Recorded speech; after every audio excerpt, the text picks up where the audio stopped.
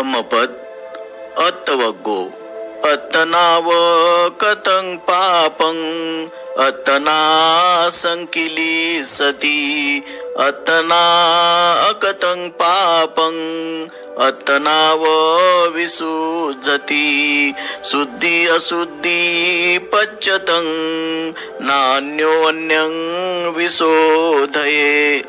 आपण केलेल्या पापाचे आपणच क्लेश भोगतो, आपण न केलेल्या पापामुळे आपणच विशुद्ध होतो। शुद्धी आणि अशुद्धी स्वतःपुरतीच लागू असते, एक दुसऱ्याला शुद्ध करू शकत नाही, कोणी कुणाला शुद्ध करीत नसतो।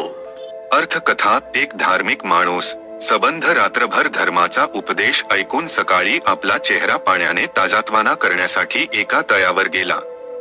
त्यावेळेस ज्याचा पाठलाग केला जात होता असा एक चोर तेथे आला आणि त्याने चोरलेल्या वस्तू त्या माणसाजवळ टाकल्या आणि तो पळाला।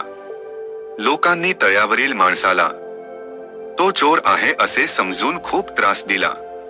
त्या वाटेने जात असणाऱ्या काही वेश्यांनी त्याला वाचवले। ही गोष्ट कानावर आल्यावर बुद्धांनी ही गाथा उच्चारली।